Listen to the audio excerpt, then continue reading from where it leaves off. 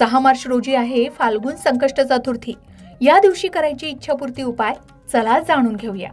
फाल्गुन मास अर्थात मराठी वर्षाचा शेवटचा महिना आणि त्यात आलेली ही चतुर्थी भालचंद्र संकष्ट चतुर्थी म्हणून ओळखली जाते।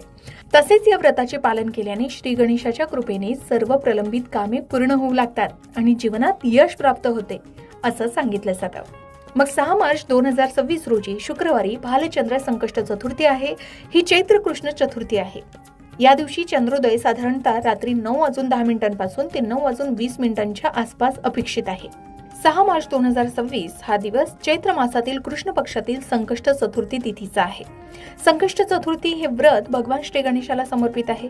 या दिवशी व्रत, पूजा आणि चंद्रोदय दर्शन केल्यानं सर्व संकट दूर होतात, विघ्न नष्ट होतात आणि इच्छापूर्ती होते अशी श्रद्धा आहे। या दिवशी चंद्रदर्शन करून गणपतीची पूजा केल्यानं सर्व प्रकारचे संकट, कष्ट, दारिद्र्य आणि अडथळेही दूर होतात। विशेषतः मनातील इच्छा पूर्ण होते, आर्थिक समस्या दूर होतात, आरोग्य प्राप्त होतं, शिक्षण, करिअर किंवा इतर मनोकामना पूर्ण होण्यासाठी हे व्रत फलदायी मानले जातं। म्हणूनच या दिवशी तुम्ही काही उपाय करू शकता। संकष्टी म्हणजे संकटांचा नाश करणारी चतुर्थी आहे। या दिवशी स्टेप बाय स्टेप कशी पूजा करायची हे जाणून घेऊया। चतुर्थीच्या दिवशी ब्रह्ममुहूर्तात किंवा सकाळी लवकर उठून स्नान करावं, स्वच्छ वस्त्र परिधान करावी, शक्यतो लाल किंवा पिवळ्या रंगाची वस्त्र परिधान करावी।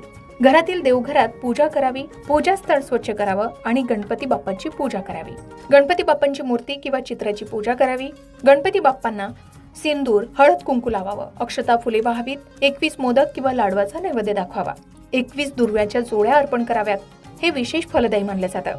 मात्र 21 दुर्वा अर्पण करताना विशेषतः या दिवशी ओम गण गणपते नमः किंवा वक्रतुंड महाकाय या विशेष मंत्राचा 108 वेळा जप करावा।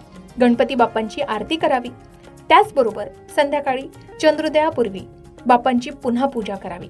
चंद्रोदय दर्शन घ्यावं। या दिवशी चंद्राचं दर्शन महत्त्वाचं मानलं जातं। चंद्राला अर्घ्य द्यावं। अर्घ्य देताना पाणी, दूध, अक्षता असाव्यात। यावेळी ओम सोमाय नमः या मंत्राचा जप करावा।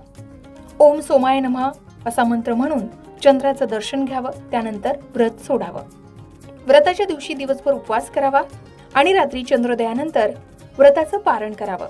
या दिवशी इच्छापूर्तीसाठी विशेष उपाय करावेत जे लोकप्रिय आणि खूप प्रभावी मानले गेले। यासाठी म्हणजे 21 दुर्वांचा उपाय। गणपती बाप्पांना 21 दुर्व्याच्या जोड्या अर्पण कराव्या। प्रत्येक जोडीवर मनोकामना सांगावी। हा उपाय अगदी साधा सोपा आहे, ज्यामुळे इच्छा पूर्ण होण्याची शक्ती वाढते। त्याचबरोबर संकष्ट चतुर्थीच्या दिवशी 5 कणकेचे दिवे लावावे। गव्हाच्या पिठापासून 5 छोटे दिवे तयार करावेत। त्यात तूप टाकून प्रज्वलित करावे। प्रत्येक दिव्यापुढे आपली इच्छा सांगावी। हा उपाय कठीण इच्छापूर्ती